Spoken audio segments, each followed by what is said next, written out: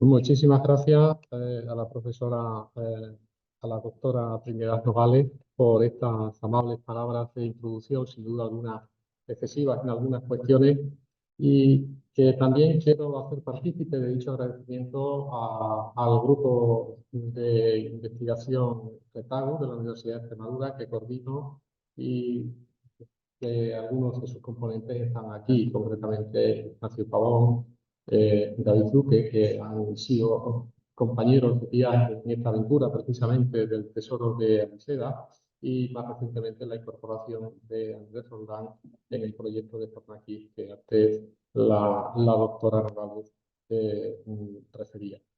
Estoy enormemente satisfecho de compartir esta tarde con ustedes para hablarles de un tema que ha supuesto un punto de inflexión en nuestra trayectoria, en la mía en particular, pero como decía también en la del grupo de investigación que tengo el privilegio sencillamente de coordinar, porque realmente es un placer en el día a día trabajar con quienes les he mencionado y hacerlo además en este marco, el del Museo Nacional de Arte Romano, al que hacía mucho tiempo que no venía. Y siempre es una oportunidad, obviamente, para encontrarse y reencontrarse con buenos amigos, bien conocidos, que por circunstancias diversas, pues, como les decía, hace algunos años incluso que no veía. Y dicho esto, pues simplemente justificarle un poco también el subtítulo, el complemento del título de la intervención de hoy, el Tesoro de Aliseda, porque me parece razonable hacerlo por el sitio donde estamos, el hallazgo más inesperado y extraordinario en tierras de Lusitania. Como ven, está entrecomillado y responde a una frase dicha y escrita por alguien que es un referente en la historia de la arqueología americana, que fue Mélida, y que, como ustedes saben, sin duda alguna también tuvo una implicación muy importante en la historia de este descubrimiento, de este gran descubrimiento. ¿Por qué se puede decir que el tesoro de Aliseda es un gran descubrimiento? Pues simplemente voy a resaltarles algunos aspectos que ahí he destacado en la pantalla. Y en primer lugar, porque se integra o forma parte de esa estela de hallazgos extraordinarios que algunos de ellos han sido tratados precisamente en este ciclo de conferencias, y también de esas cosas maravillosas, ¿no?, que Howard Carter vio en el año 1922. Y bueno, ya veremos como también hasta el propio Howard Carter está de alguna manera implicado en la historia de este descubrimiento. Es, como saben, toda una saga de grandes descubrimientos que arrancan de mediados del siglo XIX y que van jalonando el final de dicho siglo y el comienzo del siglo XX, alcanzando ese punto de inflexión, como les digo, con el gran descubrimiento de la tumba de Tutankamón. En ese contexto se produce el descubrimiento de Aliseda. Por tanto, la coyuntura en sí misma ya ayuda a comprender que hoy el tesoro de Aliseda sea considerado como tal. Y lo es también por su carácter serendípico. Es decir, si el tesoro por sí es algo vinculado directamente a la serendipia, es decir, a todo aquello que aparece de manera inesperada, sorpresiva, imprevista, y el caso de Aliseda evidentemente forma parte de esa serendipia, parece desatada, como muy bien señaló el profesor Pablo Ortiz, que también formó parte de nuestro proyecto de investigación, sobre todo en los primeros años de la década de los 10 del presente siglo. Eh, y también queda reflejado ese carácter serendípico en la frase que antes aludía de Mélida, no es un hallazgo inesperado, extraordinario en tierras de Lusitania, como les comentaba, pero también en el mismo texto escrito en el año 21, el propio Mélida llegó a decir que era el hallazgo más importante en toda la antigüedad encontrado en nuestro país, en una localidad sin historia. Es realmente sorprendente. Eso es serendipia. Inesperado, asombroso, en un sitio que, a decir de Mérida, no tenía casi historia, porque no se conocían antigüedades, porque no se conocían tradiciones. Llega, como le digo, a publicar en el primer opúsculo que se ocupa monográficamente del tesoro. Por su impacto, el gran eco a nivel nacional e internacional que tiene el tesoro en su tiempo y en los posteriores. A nivel nacional, el tesoro de Aliseda va a suponer un reto absoluto al propio Estado, ¿no? y a la propia profesión de la arqueología. Una arqueología emergente en aquellos años que aún se disputaba, y prueba de ello también da la historia de Aliseda, con el anticuarismo decimonónico. Una dialéctica que se sustancia también igualmente en este hallazgo. Y ni que decir tiene que el interés despertado en los grandes museos del Louvre o del Británico por las alhajas de Aliseda, como entonces se llamaba. Y en ese marco, pues, es un gran descubrimiento porque enseguida despierta un interés científico, un interés por conocer algo que no encajaba en los esquemas históricos de ese momento y que, pasados unos años, ha ido progresivamente alimentando una historiografía que sigue hasta la actualidad. Eso también es una razón, creo que potente, para considerar a Aliseda dentro de este marco de grandes descubrimientos. Y porque tiene también, como ahí pueden leer, una historia y una intrahistoria compleja y densa y muy propensa, ¿no?, a ensoñaciones, a leyendas, a mitos y, por qué no decirlo también, a maldiciones, ¿eh? No hay tesoro que tenga su leyenda y hasta sus propias víctimas, ¿no? Aliseda no son mortales, pero sí tienen muchas facetas, muchas versiones de ese victimario que generoso descubrimiento a lo largo del tiempo. Por tanto, se podría decir, para cerrar esta poquito larga introducción, que Aliseda concita la historia de un tesoro con historia. Y es precisamente lo que yo voy a tratar de hablarles aquí en estos minutos, entreverando la historia del descubrimiento con el contexto histórico del mismo. Y lo voy a hacer ateniéndome básicamente a esos tres puntos. En primer lugar, hablaremos brevemente de unos antecedentes que nos sitúan ante un auténtico icono de la orfebrería orientalizante, para luego adentrarme efectivamente en el tiempo del descubrimiento, en las diferentes escalas en las que se desenvuelve. El ámbito local, el ámbito de la capital castreña y, por supuesto, el nivel estatal. Sobre todo me detendré en aquellas cuestiones donde se suscitan aspectos que desde el punto de vista arqueológico prácticamente habían pasado desapercibidos y que han sido de gran ayuda y de gran utilidad a la hora de encarar una de las grandes asignaturas pendientes de este hallazgo, que no es otro que su contextualización histórica y su contexto particular, su procedencia. Y eso lo trataré sintéticamente también en el tercer punto, el tiempo histórico del tesoro, a partir del reconocimiento, la restitución del paraje del hallazgo y de su entorno, las investigaciones que se han llevado a cabo específicamente en un paraje colindante al lugar, al sitio donde se descubrió, que fue elegido de Aliseda, que están viendo en la parte superior de la imagen, y las nuevas hipótesis que estamos proponiendo a la comunidad científica sobre el contexto, el uso y el significado de las alhajas Aliseda. Muy brevemente diré que, porque es sobradamente conocido, que el tesoro de Aliseda aparece por azar, aparece de una manera sorpresiva, sin esperado, o no tanto, ¿no?, según luego los relatos de Mélida, publicados en el año 1921, el 29 de febrero. Aparece cuando dos hermanos, que se llamaban Juan Jesús y Victoriano Rodríguez Santano, están excavando en las inmediaciones de un horno tejero para extraer arcilla y con ella elaborar tejas y ladrillos que cocían en ese horno, ¿no? Parece ser que en ese momento, que es una tarde de domingo o un mediodía de ese domingo de finales de febrero, pues está presente su sobrino, ¿no?, el hijo de su hermana mayor, que se llamaba como veremos luego en aro binario.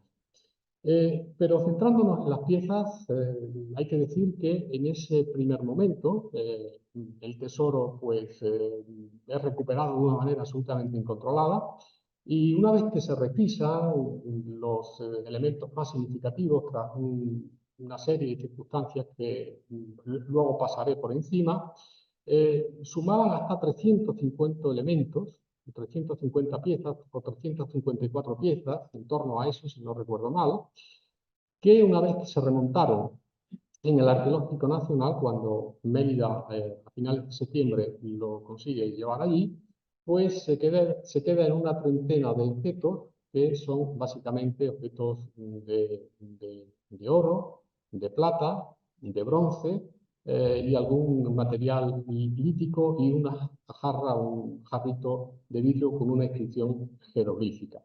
A esas piezas se sumarían en el año 71 el fragmento de lo que se ha dado en llamar una diadema, similar a una de las que apareció en el año 20, y un gran recipiente de plata que se restauró con motivo de la reapertura del Museo Arqueológico Nacional en 2014. Ese conjunto de piezas está configurado por elementos importados del ámbito sirio-fenicio, del Mediterráneo, pero también hay producciones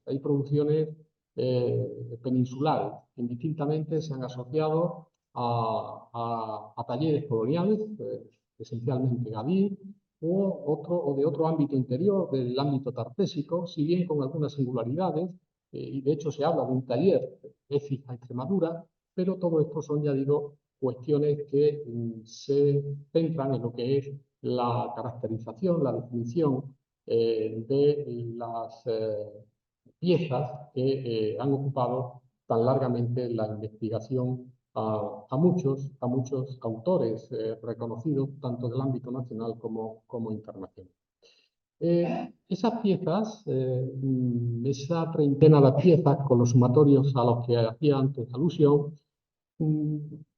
tradicionalmente se han venido considerando como propias de un ajuar femenino, de un ajuar funerario de una dama aristocrática. Si bien es cierto que no han faltado opiniones a lo largo de toda la historiografía que ahora sintetizaré, que las han vinculado a una pareja. Hay joyas de hombre, hay joyas de mujer. A día de hoy las opiniones están divididas, pero nuestra percepción es que efectivamente en el gran conjunto aliseño se pueden distinguir o consignar tres grandes apartados. Un primer conjunto de piezas, siguiendo la estela de Alicia Perea, estaría formado por aquellas joyas más proclives a ser portada por una mujer, concretamente una banda o banda de extremos triangulares a modo de corcelete o cinturón, que así le gusta decirla a ella, y un posible fragmento de otra, esa que hacía alusión, que aparece en el año 71, dos arracadas magníficas, los elementos de posibles tres collares, dos brazaletes, los apliques de vestimenta y una serie de anillos de reducido diámetro que por su iconografía y también por su tamaño la profesora Perea asocia a la mujer. Mientras que a las joyas que vincula al hombre, ella resalta el cinturón con una recurrente representación de la lucha del hombre con el león, un collar rígido, una gran torques de oro pero hueca, que rememora de alguna manera las del bronce final, anillos de mayor tamaño, que iconográficamente también irían asociados al hombre, y un gran colgante de amatista junto con el espejo. Ya luego veremos la fuerza, la expresividad de ese colgante de amatista, que no deja de suscitar opiniones, que no deja de suscitar publicaciones específicas. Y un tercer conjunto estaría representado por lo que se viene asociando a objetos rituales. La pátera de oro, un brasero o palangana o aguamonelín de plata, un jarro de vidrio con una inscripción jeroglífica y un gran recipiente de plata que, como les decía, se restauró con motivo de la reinauguración o la reapertura del MAN en el año 20.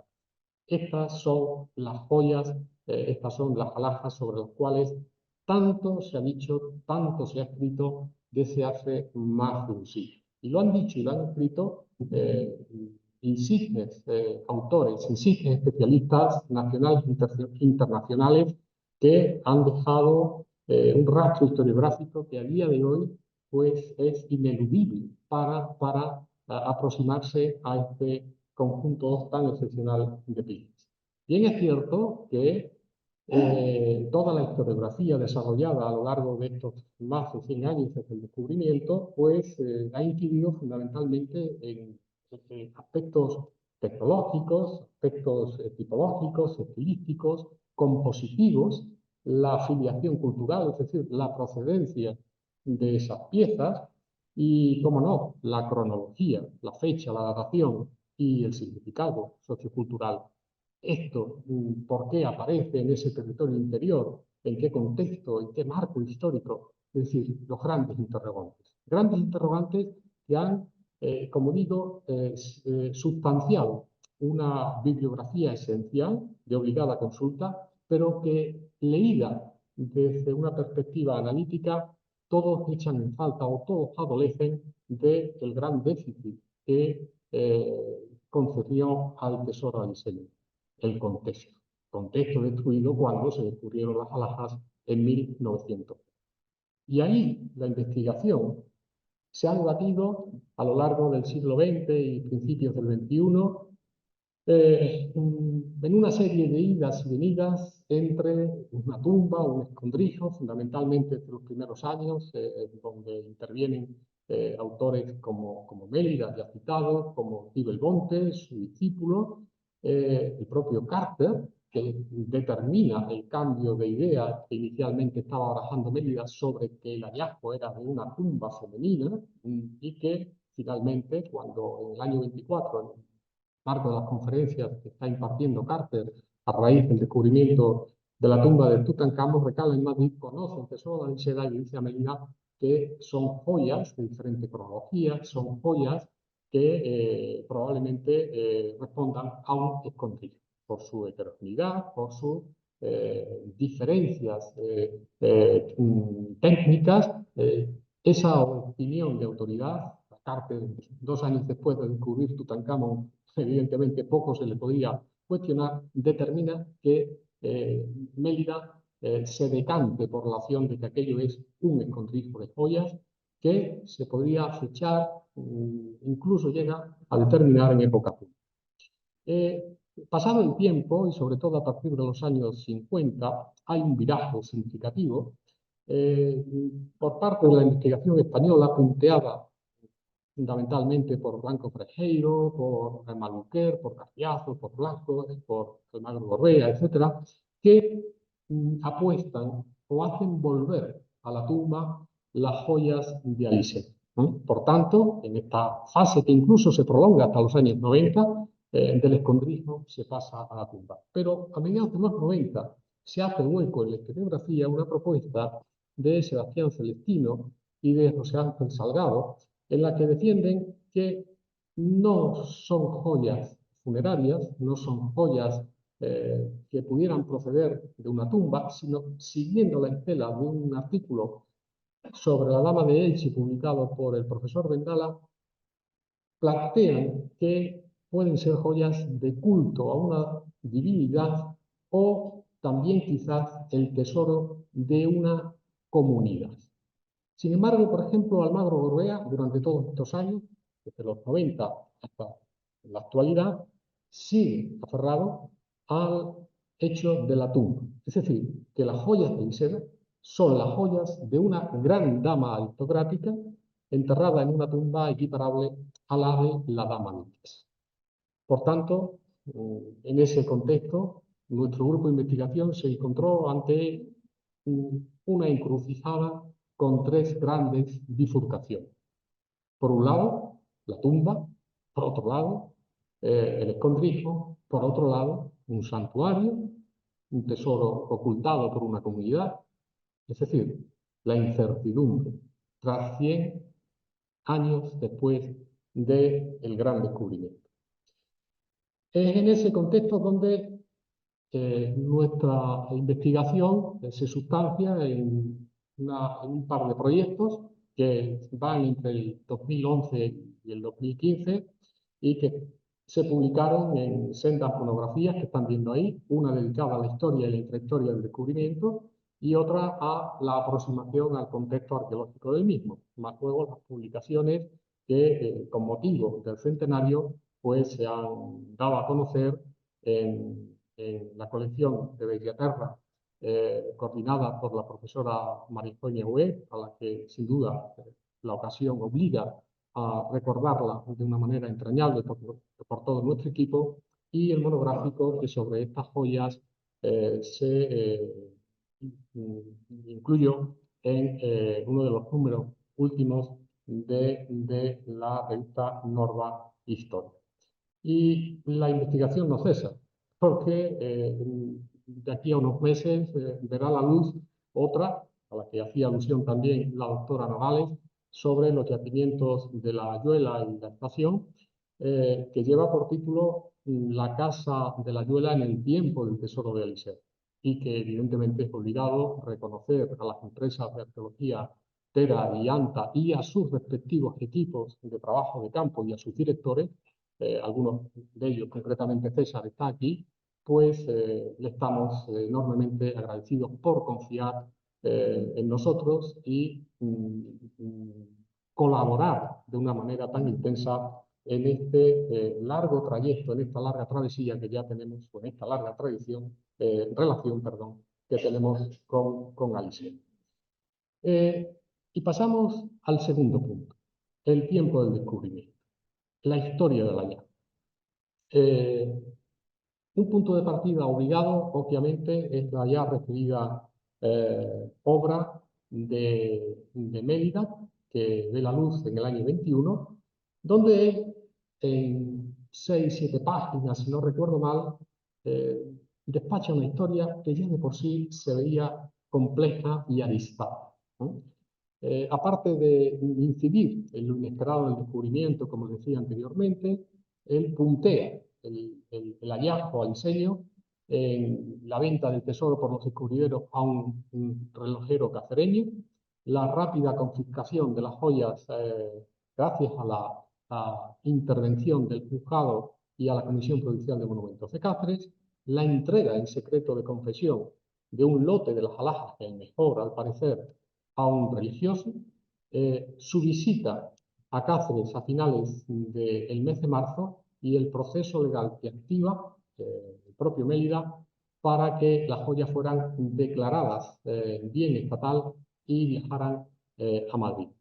Y por supuesto, la leyenda, su legendario viaje a Madrid escoltado por la Guardia Civil en septiembre de 1920, 26 de septiembre concretamente, que él inmortalizó conscientemente entrando por las puertas del arqueológico con el tesoro debajo del brazo y con la pareja de la Guardia Civil. Eran aproximadamente las 1:30 de la tarde, según le dijo, le confió a Maximiliano Macías una carta de esa fecha. Bueno, todo un relato, pero un relato, como digo, muy calculado. Un relato que con el paso de los años se ha convertido en una suerte de historia oficial del descubrimiento. Y que nosotros, cuando nos enfrentamos a él, obviamente pensamos que quizás no era una historia suficiente, que quizás ocultaba, parafraseando a Unamuno, una auténtica intrahistoria, una historia sumergida que convendría aflorar y el tiempo suficiente había pasado para abordar. Y en ese contexto, nuestro rastreo en multitud de archivos públicos, privados, hemerotecas, etcétera, nos han permitido rastrear, seguir los restos y los rastros documentados de una historia realmente apasionante. Una historia que se desarrolla esencialmente en 3 grandes escenarios: la propia Liseda, en la capital cacereña, en Cáceres, como les decía, y en Madrid. Muy rápidamente les diré que en el ámbito local, obviamente, hemos tenido que profundizar el perfil, en las circunstancias vitales de los hermanos Rodríguez Santano, considerados finalmente los descubridores oficiales de las joyas, de las alhajas y de Genaro Binac, la primera víctima del descubrimiento. Antes les decía que la leyenda del tesoro de Aliseda también tenía su victimario. La primera, o una de las primeras, es el propio niño presente en el descubrimiento, pero que nunca fue reconocido ni judicialmente ni administrativamente como descubridor. Solo Mérida le atribuye cierto protagonismo, pero finalmente la ley a quien otorga la autoría de las alhajas, del descubrimiento de las alhajas, es a los hermanos Rodríguez Santano, que finalmente, muchos años después, percibirán la correspondiente compensación del Estado. Una figura clave, hasta podríamos decir que es el eje de la historia del tesoro en el ámbito local, pero también en sus relaciones de este ámbito con las esferas capitalinas de Cáceres y el propio Estado, es la del boticario, la del farmacéutico Jacinto Acedo Pedregal. Y en el ayuntamiento, lógicamente, están los alcaldes, pero sobre todo el secretario, Leopoldo Zugasti, un hombre comprometido desde el minuto uno con la reivindicación de los derechos de recompensa que en aquel momento él entendía debían canalizarse por un artículo muy concreto del Código Civil, el 351, que declaraba que todo hallazgo, que todo tesoro encontrado en un terreno determinado pertenecía al dueño de la tierra. Algo que lógicamente estaba ya trascendido a esas alturas de siglo por la ley de excavaciones del año 1911 y ese reglamento del 12, y que hace que Zugasti acabe siendo también otra víctima del descubrimiento del tesoro de Aliseda. ¿Por qué? Pues porque a principios de agosto se ve obligado a salir del ayuntamiento, a dejar al ayuntamiento. Su empeño, lógicamente, es frustrante, porque la ley que realmente estaba regulando ese tipo de hallazgos no era el Código Civil, sino la referida del año 11. Pero antes de dejar el ayuntamiento, Zugasti nos deja un rastro impagable sobre la procedencia de las alhajas. Y lo hace de una manera tanto nice en una nota, en un gráfico, en un croquis, que esboza a Mélida en junio del año 1920, cuando una comisión de la Corporación Municipal va a Madrid a buscar apoyos para fortalecer sus derechos de compensación, de recompensa sobre las joyas. Mélida estaba ya recibiendo referencias del médico de Manuel Calzada, del boticario, de cómo habían aparecido las joyas alrededor de un muro, pero no había visitado Aliseda, no conocía ningún documento gráfico de todo aquello. Zugasti, de su puño y letra, se lo esboza. Un muro orientado de poniente a saliente, como están viendo ahí, ubicado a unos 60 metros, 58 metros de la localidad, a las afueras del pueblo del entonces, junto a los hornos, que también señala, y a un lado y a otro, y en una zona concreta, aparecen las alhajas, y en esos círculos carabateados, probablemente hallazgos significativos. Este es el mapa del tesoro, el único mapa conservado del tesoro. No olviden ese documento, porque es clave para relacionar algunas cuestiones esenciales sobre la contextualización arqueológica de estas joyas. Y luego en la capital cacereña, obviamente, los relojeros Sesón, otras élites cacereñas, que son los que le compran en primera instancia gran parte del tesoro a los hermanos Tejero. Ellos, en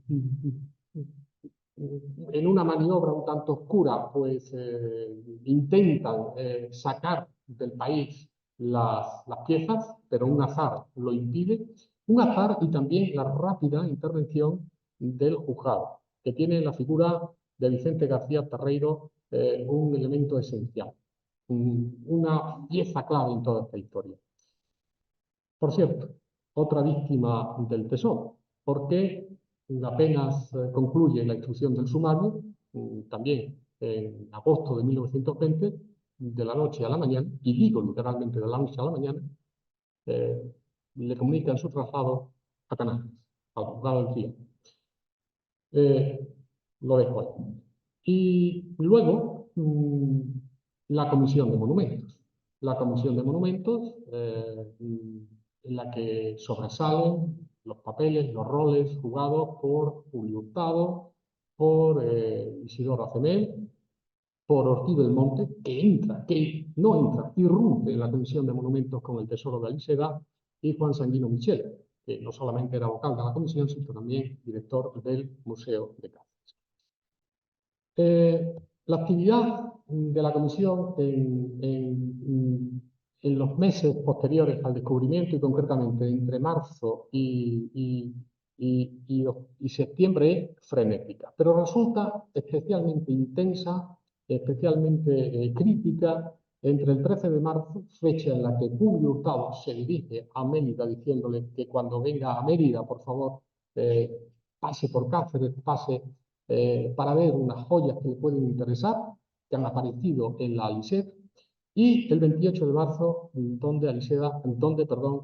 Mérida entra por las puertas del Man con el tesoro bajo el brazo que veíamos anteriormente. En medio quedan una serie de circunstancias realmente sorprendentes, como fue la entrega, ya aludida en secreto de confesión, por parte de los Cezón de una serie de joyas, las más significativas, al franciscano Isidoro Acemel. Isidoro Acemel no era un cualquiera. Isidoro Acemel era un franciscano reconocido, muy reputado, especialista en la historia del monasterio de Guadalupe, y que formó parte de la comisión.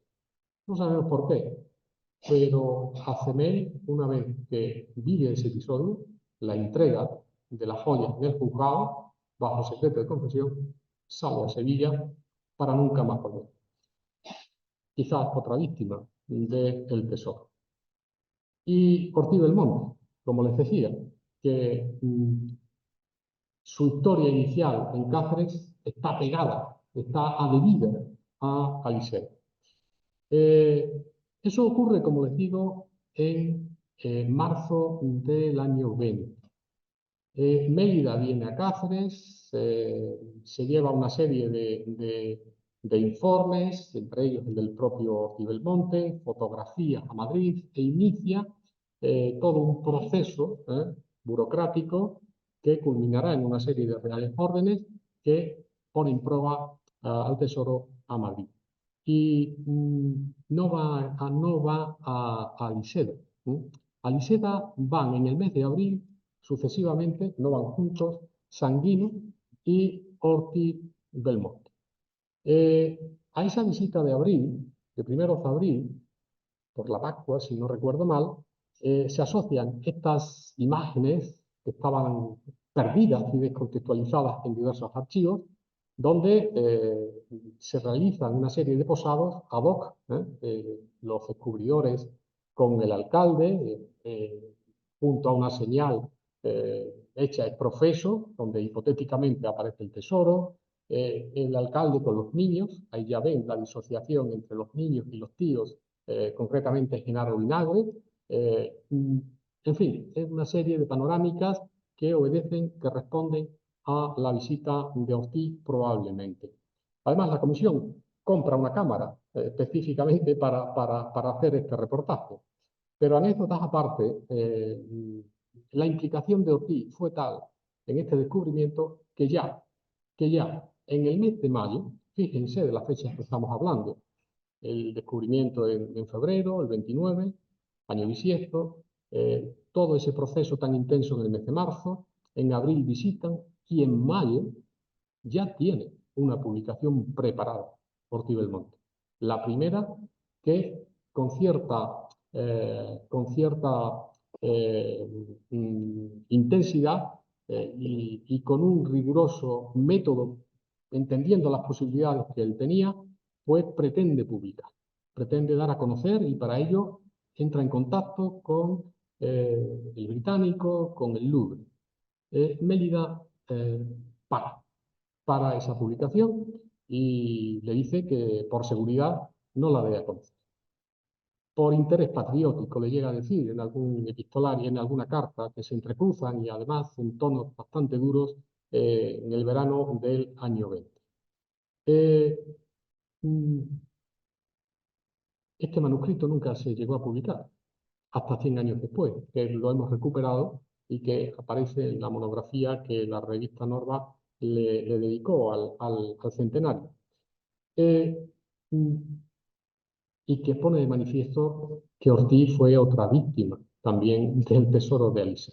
Como ven, vamos punteando a una serie de personajes que están muy condicionados en ciertos momentos de su vida por este gran descubrimiento. Luego está Mélida, el hombre fuerte de la arqueología en ese momento, que es quien gestiona, quien embrida toda la situación, hay que reconocérsele, que es el que genera una gestión a doble velocidad de las joyas, una serie de contactos de las academias, por supuesto en el Ministerio de Instrucción Pública, acaban desembocando en la publicación de la Real Orden a primeros de junio de 1920, donde se declaran las joyas como propiedad estatal. Y eso es lo que finalmente determina que las joyas acaben, como les decía, en Madrid en 1920 con todas las de la ley, incluido el consentimiento de los miembros de la Comisión de Cáceres. Y además se consagra, a costa en buena medida de Ortiz Belmonte, como su principal difusor, tanto a nivel académico como social. Pero en el haber de Mélida hay que decir que hizo mucho y bueno por el tesoro, entre otras cosas, salvarlo de todas las circunstancias tan caóticas que se dieron en marzo del 20 en Cáceres y propiciar, aunque algo tarde, a través de la comisión, unas excavaciones en Alcé. Unas excavaciones que llevaría a cabo en el año 1921, concretamente en noviembre, Juan Cabré. Probablemente el arqueólogo de moda en aquel momento, porque estaba transitando por media España haciendo intervenciones al Estado y obviamente bajo el amparo, bajo la tutela del propio. Es muy poco lo que se conoce, pero significativo, de la intervención de Cabré en Aliseda en noviembre del 21. Un plano de la zona que están viendo ahí, de su puño y letra conservado en el Fondo Cabré de la Autónoma de Madrid, y una información que si no directa, sí es indirecta, y que es una carta esencial para aproximarse a la contextualización de las joyas, desde la base arqueológica que aporta Cabré. Y es una carta que dirige el farmacéutico Acedo a Mélida apenas unas horas después de llegar Cabré a Liseda el 16 de noviembre del 21. Presten atención a los datos porque son claves en este rato que vamos a compartir. Le dice Acedo a Mélida: el señor Cabré me ha comunicado sus impresiones con respecto del sitio de la excavación y según cree, no se puede pensar en la existencia de necrópolis ninguna. Lo descubierto por él consiste en unos cimientos de viviendas pobrísimas y pequeñas.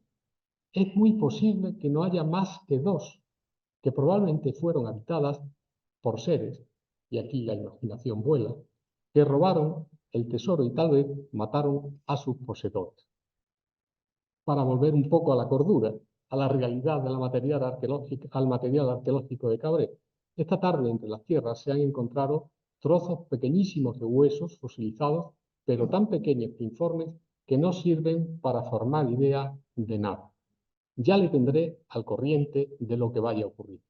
Lamentablemente no se conservó más carteo con Mélida, ni en el archivo de Mélida, ni en el que pudimos recuperar en el MAN de Cabré, o sea, de Acedo, ni tampoco hemos podido recuperar el informe que legalmente tenía que, por imperativo administrativo, tenía que entregar eh, Cabré a la Junta Superior de Excavaciones y Antigüedades tras intervenir en este lugar. Pero sí nos dejó una decena de placas fotográficas impagables, de una calidad excepcional, conservadas en el Instituto de Patrimonio, entre las cuales he seleccionado estas, donde se da cuenta de una manera muy expresiva de cómo se encontraba el paraje del Ejido a finales de 1921, con un posado icónico que podríamos llamar, porque aparecen ahí uno de los descubridores, un niño, un sobrino, que nada tiene que ver con Genaro, el jefe de puesto de la Guardia Civil y el propio cabo. Una copia de esa fotografía se conserva en Madrid, en el archivo sobre el tesoro, en el expediente, perdón, sobre el tesoro, que probablemente perteneció en su día al informe de Cabo. Fíjense que en esta foto del posado, Cabre marca una X en esa zona removida junto a los hornos tejeros que probablemente esté señalando el lugar de la llave. Eso es lo que nosotros hemos llamado la X de Cabré, la incógnita de Cabré, que lógicamente tratábamos de ubicar en el espacio, en el paraje del descubrimiento y obviamente desentrañar con ella la incógnita de cuál fue el contexto en el que se desenvolvió ese tesoro. Pero no menor interés poseen las panorámicas del paisaje, ¿eh?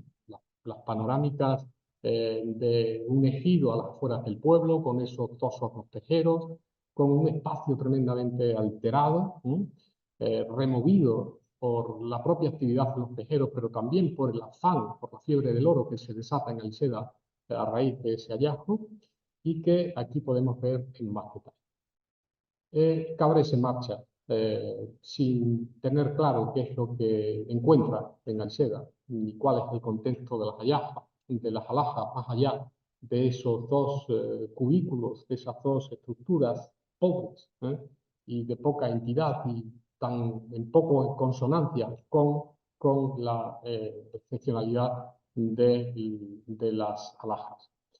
Y a partir de ahí, pues el ayuntamiento liberado de toda servidumbre arqueológica, el término es actual, pero con los efectos de entonces, inicia un proceso de urbanización que se ha prolongado hasta la actualidad. Desde entonces hasta hoy, ese es el panorama del sitio del descubrimiento. Esto exigía, obviamente, rebobinar la película, el desarrollo de todo ese paisaje, y tratamos de hacerlo, obviamente, en el marco de nuestro proyecto, recopilando todas aquellas informaciones fotográficas desde el propio archivo Cabré a las cartografías, a los levantamientos que se han conservado en distintas instituciones para ver cómo podía haber sido el paisaje del descubrimiento, dónde estaba ubicada la X que fijó Cabré. Ese es el espacio que estamos viendo con la zona de las Llafos ya completamente urbanizada en el año 2012, 2011 y la Sierra de las Cives en lo alto, donde previamente, a mediados de los años 90, nosotros habíamos tenido la oportunidad de sondear el asentamiento y allí localizar una estratigrafía que denotaba una ocupación sin solución de continuidad entre el bronce final y el periodo postorientalizante, es decir, entre aproximadamente el siglo IX-8 a.C., tránsito bronce final hierro y finales del V, un hiatus, un abandono y una reocupación romana. Es por tanto un arco temporal, sobre todo el más antiguo, que englobaba obviamente las alhajas. Luego ya tuvimos un anclaje para situar o al menos relacionar las joyas con un poblado. Eso sí, a 1,5 kilómetros de distancia, pero desde el cual se domina una amplísima panorámica de toda la penillanura y se controla el estratégico paso que permite el tránsito entre la cuenca media del Guadiana y la cuenca media del Tajo. Por tanto, es un sitio estratégico. Y el tesoro ya empezaba a cobrar un mínimo sentido dentro de esa geografía local o de ese ámbito comarcal en el que nos adentrábamos de lleno a la hora de restituir de cómo podía haber sido el paraje de la llave. Y ese fue el resultado. Encontrarnos con un paraje singular, un paraje presidido, insisto, por el poblado de la Sierra del Alpide y delimitado por dos cursos de agua, que son la ribera de la Aliseda, que viene del puerto de la sierra, y otra, el arroyo seco, que nace en las faldas de la propia Sierra del Alpide y que confluyen ambas corrientes, ambos cauces, un poquito a la derecha de donde está el límite de la fotografía, y ambos cursos ya unificados desembocan a 4 kilómetros al Salón. Y ese espacio, esa horquilla de agua, compartimenta con cursos menores una serie de elevaciones entre las cuales está el ejido, donde situamos la X de Cabré, ¿no? Y que ya nos situaba ante una realidad, como le digo, singular. Un paisaje definido, delineado, compartimentado por el agua, con todo lo que el agua ha supuesto o ha tenido de simbolismo a lo largo del tiempo y la historia de la humanidad y los factores religiosos o simbólicos, hablando de una manera genérica. Pero la historia de Aliseda y del contexto de Aliseda, de las joyas de Aliseda, también han tenido azares positivos, es decir, han tenido circunstancias que en cierto modo justifican que hoy estemos aquí. Y esa circunstancia fue que en el año 2011 pues detectamos a escasamente 150, 180 metros del lugar donde apareció el tesoro, una parcela con restos protohistóricos coetáneos a las joyas de Aliseda. Y eso era una ventana de oportunidad, absolutamente, para al menos tener reflejos de las joyas de un punto cercano. Siempre se habían buscado los destellos de las joyas en el mundo etrusco, en el mundo mediterráneo, en el mundo tartésico, en el mundo fenicio. Teníamos a 150 metros esa posibilidad. Aproximarnos a la gran asignatura pendiente de las joyas después de casi 100 años. Y eso ocurrió en el paraje de las Cortinas. La excavación se desarrolló entre 2011 y 2013, se excavó prácticamente por completo, y allí detectamos, y esos son los resultados que de alguna forma sostienen la hipótesis sobre la cual hoy gira nuestra visión sobre el tesoro, allí encontramos lo que hemos definido como un círculo ritual, un círculo de celebración en torno a tres ideas, a tres conceptos de hondo contenido simbólico y entrelazados entre sí, que son la casa, la comensalidad y la primaria.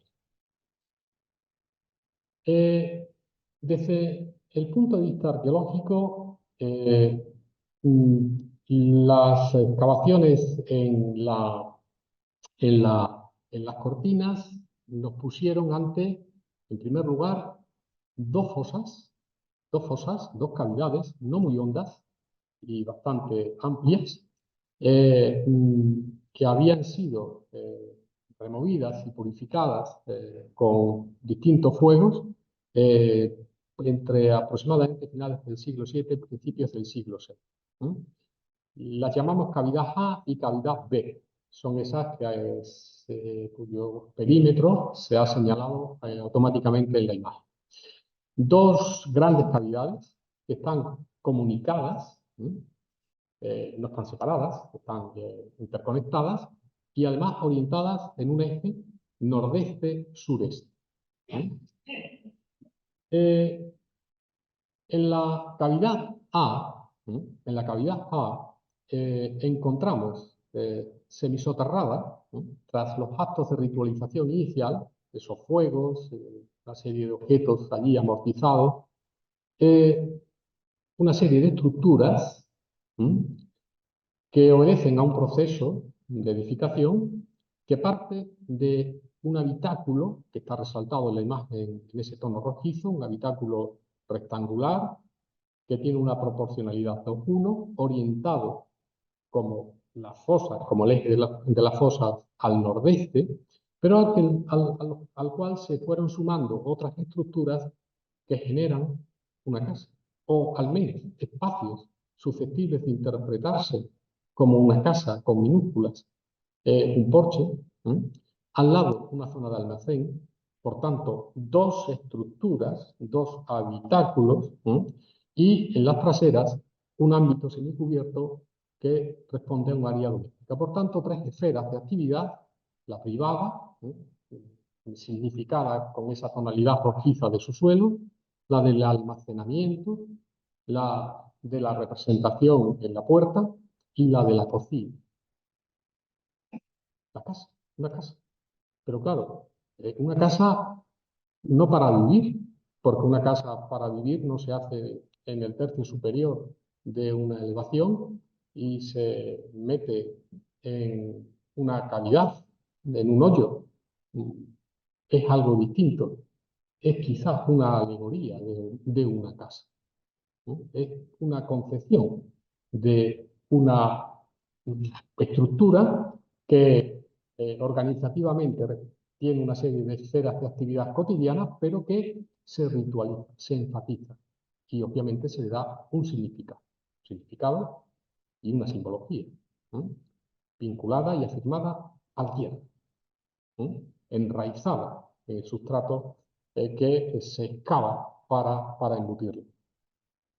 Pero hay otro factor, que es el de la comensalidad, que caracteriza este círculo ritual y que está atestiguado materialmente en la cavidad B, y que se sustancia en una serie de capas, de cenizas, de carbones, de multitud de cacharros rotos intencionadamente, semillas probablemente arrojadas intencionadamente al fuego, capas que no recuerdo exactamente si son 2, 3, que están intercaladas por arrastres de piedrecillas. Eso significa que esos actos de comensalía, pues se sucedían en un tiempo determinado, en un momento concreto del ciclo anual. El lugar se abandonaba, se producían esos arrastres de piedrecillas y luego a cierto tiempo se volvía. Es decir, que eran comidas, comensalías, que concitaban allí a gente en torno a algo que no sabíamos, pero que efectivamente habían dejado unos rastros que no se arrojaban a cualquier basurero, sino se concentraban intencionalmente en ese punto, en esa cavidad. Es decir, el acto de tirar cosas, en este caso, también está, en cierto modo, ritualizado, ¿no? Y buena prueba de ello es que alrededor de esa cavidad B también se encontraron algunos depósitos que ocultaron restos de piezas con residuos de grasas animales, de oveja, de cabra, de vaca. También huesos aparecieron en la fosa anterior, que comentaba, y sobre todo que estoy señalando en la parte inferior derecha de la imagen, un depósito donde se enterró y se cubrió con un empedrado un gran espeto de bronce de más de 1 metro de longitud para asar incluso animales enteros. Luego, esto era la ratificación de que allí se estaba comiendo todo eso y que se hacía cíclicamente en un momento determinado del año, al cual se volvía con cierta regularidad. El número de personas. Bueno, vienen a comer, pero ¿quién se sienta a la mesa aquí? ¿Quién participa de estas comensalías que periódicamente estamos constatando? Bueno, pues ahí contamos cacharros, los kits, los servicios. Y en las sucesivas capas establecimos una horquilla de entre aproximadamente 20 y 40 personas, ¿no? En el momento de mayor intensidad se alcanzaron los 40 comensales. Claro, 40 comensales es un grupo extenso. un grupo significativo, ¿no? Sin contar probablemente otra gente que participara en las propias tareas de recuperar la leña, de asar, etcétera, etcétera. Pero un número de gente que está concitada allí, que probablemente tengan una relación estrecha entre sí y que sobre todo tiene capacidad, tiene potestad para hacer toda esa inversión, para llevar a cabo ese ritual o al menos participar en él. Una familia extensa, ¿no? Un linaje, no lo sabemos, pero lo cierto es que es un número amplio de personas. Pero cuando van esa gente a comer oveja, cabra, puntualmente algún caballo, para arrojar cosas al fuego, etcétera, pues había que tirar de argumentos no estrictamente materiales. En este caso, pues acudimos a la orientación, a la arqueoastronomía, y tratar de pulsar si esa orientación nordeste-sureste tenía que ver con algún evento astronómico determinado. Y efectivamente así fue. A partir de la reconstrucción del cielo de Aliseda en torno al año 600 a.C., se pudo plantear, se pudo proponer que la orientación de esa casa, de ese círculo, de esa doble concavidad, estaba situada en el horizonte o hacia el horizonte por donde salía y se ocultaba la estrella Arturo. La estrella Arturo es la tercera estrella más brillante del firmamento, que tiene un orto helíaco a mediados de marzo. Eso significa que sale por vez primera, se ve por vez primera en el horizonte al anochecer de en torno al 15 de marzo y que se deja de ver después de varios meses por ese mismo punto hacia el amanecer de mediados de septiembre. Ese es el ocaso helíaco y el orto helíaco obviamente es el primero. Se trataba de verificar si estábamos ante un evento celebrado, reconocido en la primavera o en el otoño, ¿no? Y ahí entró la paleobotánica y concretamente, más específicamente de la mano de David Duque, la antracología.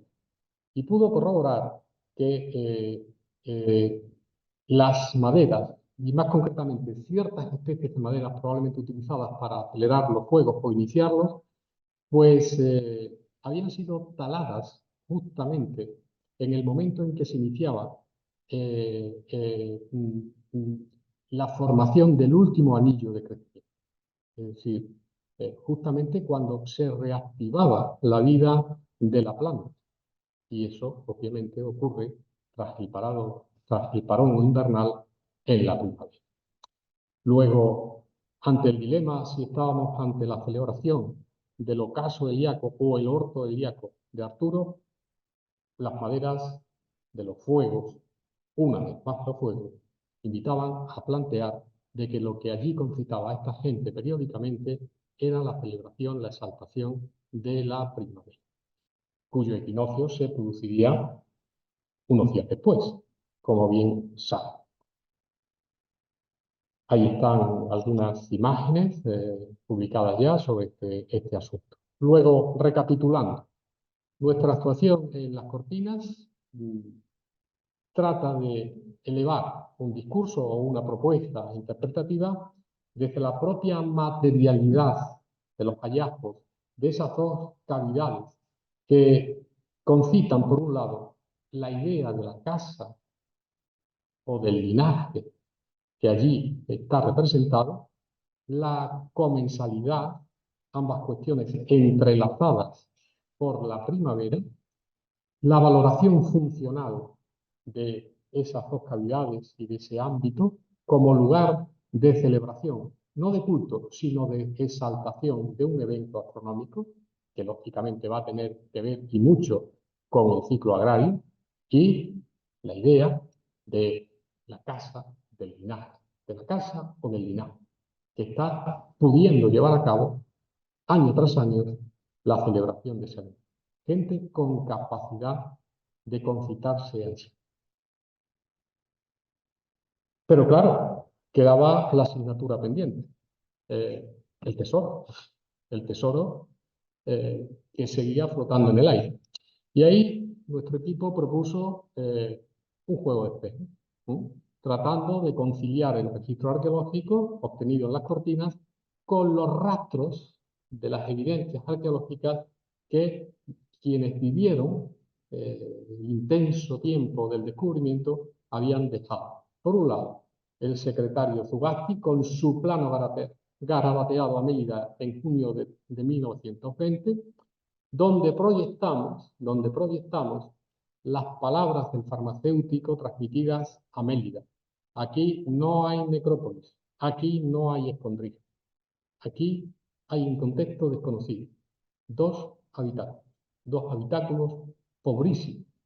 Luego, nuestra lectura o nuestra propuesta era, ¿por qué no pensar que las joyas proceden de un círculo ritual de celebración también de la primavera, pero obviamente asociado al linaje, a la casa principal del asentamiento de la Sierra del Álpibe? Luego, ese planteamiento se tradujo en esa imagen que están viendo ahí, en ese juego de espejo que les decíamos, que en definitiva nos hacía descartar las tres hipótesis que habían marcado la historia del descubrimiento. La necrópolis, ya lo dijo Cabré, no hay necrópolis. El escondrijo no es un escondrijo, no es un sitio donde se oculten de una manera precipitada las alhajas, no hay un santuario donde se lleve a cabo una religiosidad formalizada, institucionalizada al modo oriental, no, es un círculo modesto en el que se insertan estas espectaculares joyas.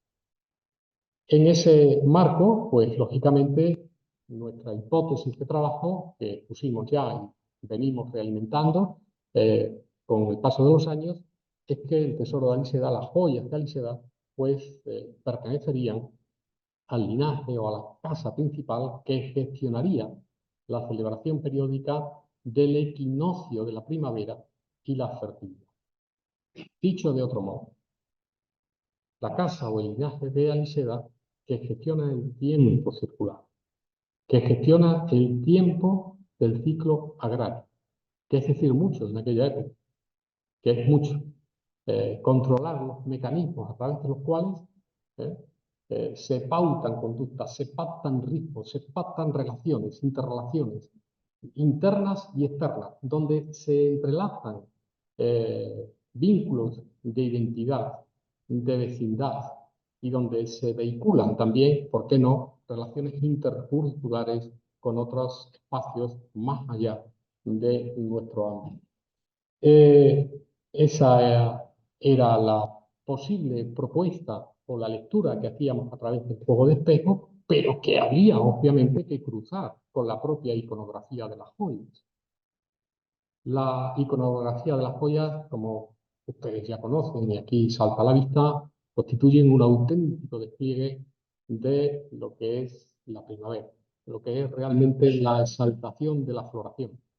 Ahí está esa famosa diadema, ¿no?, con sus rosetas resaltadas, con los engastes de piedras azuladas y otras que desaparecieron. Esas magníficas arracadas con esas cresterías de palmetas, de flores abiertas, donde algunas aves están libando, y los remates en palmetas también, y los roleos que caracterizan los brazaletes, ni que decir tiene también la presencia de la palmeta, y la doble palmeta en el cinturón, etcétera, etcétera. Y la pátera, que en sí misma a la hora de verla puede ser una evocación al sol, al equinoccio, al punto por donde sale en un momento crítico en la vida de esta gente, ¿no? Y donde algo tan cotidiano, algo tan cíclico como es la primavera, se enfatiza, se exalta, se ritualiza y forma parte, como digo, de ese acervo y de esa serie de mecanismos que a través fundamentalmente de lo ideológico, pues marca la vida en estas tierras y más allá.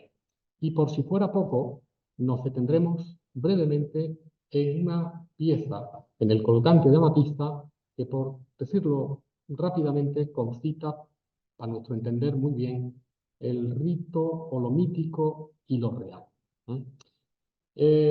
La pieza ha sido estudiada por muchos investigadores, como no descubro nada y es sabida, ¿no? Pero fíjense en la escena. La escena, sobre todo en la parte de la derecha, de mi derecha, no sé si también en la de ustedes, está enmarcada entre el disco solar alado, es decir, lo celeste, y lo terrestre, en la parte inferior, resaltado con esos trazos verticales, la tierra y el cielo. En medio, la escena principal está protagonizada por dos personajes entronizados que se saludan, o al menos están ante una actitud orante, ante lo que se entiende como la representación del árbol de la vida, sustanciada en una columna flanqueada por dos esfinges o grifos rampantes y encima una palmeta de la que brotan 5 tallos. Sí, brotan, están enfatizando, están relatando, eso sí, desde lo mítico, algo que en la realidad se está manifestando de diferente modo. Es decir, un relato que utiliza un lenguaje que es conocido en todo el mundo mediterráneo, pero que se acomoda, se manipula, se sitúa, se contextualiza en el interior de este territorio. Es decir, la conexión entre el mito y la realidad como lo percibe. Pero le llamo la atención sobre otra cuestión, la dualidad. Son dos personajes. Para unos son masculinos y femeninos, para otros son los dos masculinos. No vamos a entrar en ese debate. Nos quedamos con el hecho de que sean dos, la dualidad. Y desde la dualidad también hemos intentado entablar cierto diálogo entre la estructura del tesoro y la realidad arqueológica, la realidad material. Y la dualidad inferida la vemos en los dos habitáculos que describió Cabré, se encontró en el año 21, o la dualidad arraigada que visualizamos, que constatamos en las cortinas, y la dualidad estimada, según algunos autores, de que hay piezas masculinas y femeninas en el tesoro. Y la dualidad explícita de algunos elementos iconográficos, como este colgante de amatista, u otro escarabeo con una figura bicéfala, dos personajes en uno, la comunión, o la misma correspondencia que puede haber entre los anillos. La dualidad implícita de los anillos con dos escarabeos de pasta vitria, están viendo aquí, la dualidad fractal, la reproducción, el anillo con 4 caras, 2 más 2, y luego ya otras piezas que de alguna forma ensanchan el relato. Por un lado, lo realimentan, la escena nilótica, y por otro, introduce un nuevo lenguaje, unos nuevos códigos, que es el anillo, un anillo de chatón donde aparece la figura grabada de un jinete. Algo que no casa con el resto de piezas. Probablemente, según Nicolini, esta pieza se fabricara ya en el siglo V y probablemente a nuestro juicio fuera una de las últimas a incorporarse al acervo, a las joyas que componen el tesoro galíseo. Por tanto, nuestra visión también es una visión dinámica como la que ya entrevió Carter, como la que ya luego también algunos autores han ido incidiendo en mayor medida, y que no es un hallazgo encapsulado en una tumba, sino es algo que se va conformando, algo que tiene una larga vida, una larga trayectoria, y que hay alguien que lo está gestionando. Alguien que está gestionando no solo las joyas, no solo el significado de las mismas, sino todo su potencial simbólico y su potencial político inexcusablemente entrelazado. Eso es lo que nos ha llevado a proponer que el tesoro de Liseda pudo ser un keimelion. El keimelion es la palabra keimelion es bien sabido que es una palabra, un término homérico que alude a lo que prevalece, a lo que perdura, a lo que se transmite en definitiva. Y desde la arqueología mediterránea en los últimos años se están valorando como tales una serie de acopios, de joyas, de elementos relacionados básicamente también con la comisaría o con la riqueza de ciertas élites, de ciertas instituciones que se ocultan, que se preservan en momentos de crisis. En nuestro caso, a nuestro juicio, el tesoro de Liseda pudo ser el keimelio, ¿no?, del linaje de esa casa aristocrática de Liseda, que se fue generando paulatinamente a lo largo del tiempo y que como emblemas corporativos del linaje de la casa, nadie podía llevarse a la tumba, porque no eran bienes particulares, sino que eran bienes, ¿no?, de un grupo social que tenía el compromiso de perpetuarlo por su fuerte carga simbólica y política y por gestionar y ensanchar su propio estatus, transmitirlo, como digo, generacionalmente. Sin embargo, ese proceso de transmisión, de perpetuación de esa élite y de toda su realidad histórica, pues tuvo su final. Y probablemente hacia finales del siglo VI, pero a nosotros, en función del contexto de las cortinas, en función de que esa joya con el caballo se esté haciendo eco ya, como dijera Nicolini, de otras ideas, de otras ideologías que están ya adentrándose en ese mundo de transición hacia lo ibérico o hacia la realidad que supera o trata de trascender el mundo orientalizante, pensamos que pudo enterrarse hacia finales del siglo V. Es decir, que el tesoro tiene una vida que iría, a nuestro entender, entre los siglos VII, VI a.C., el siglo VI y hasta finales del siglo V, que acabaría siendo enterrado, probablemente también en un contexto ceremonial o litúrgico del que obviamente no sabemos nada, dadas las circunstancias en las que se produjo el hallazgo, pero que ciertos rasgos conservados en el MAM podrían contribuir a dirimir. En concreto, ese conjunto de semillas carbonizadas, restos de huesos. Recuerden que Cabré, o al menos Acedo, decía que se habían encontrado huesos pequeños, pero tan insignificantes, que hemos encontrado huesos asociados a ese conjunto de semillas carbonizadas, pero de animales, todos de animales. Y el fragmento de un espeto de hierro. Lo cual, si eso realmente formó parte de ese conjunto de joyas, pues estaríamos quizá, no podemos asegurarlo, ante un enterramiento ritualizado de las joyas que durante tan largo tiempo habían marcado la existencia de esa casa, de ese linaje y evidentemente de todo el poblado, y según estamos viendo las excavaciones desarrolladas en toda la cuenca del Solar, más allá. Y su enterramiento supuso no solamente la ocultación de un tesoro, sino también el fin de todo un ciclo histórico, con unas manifestaciones, unas formas de hacer peculiares, y que obviamente aquí en la cuenca media del Guadiana tienen su rastro más vistoso y más rotundo en las destrucciones que afectan a las grandes casas, a nuestro juicio, de Canchorroano, de La Mata o, más recientemente, del Turrundio. Y nada más. Muchísimas gracias.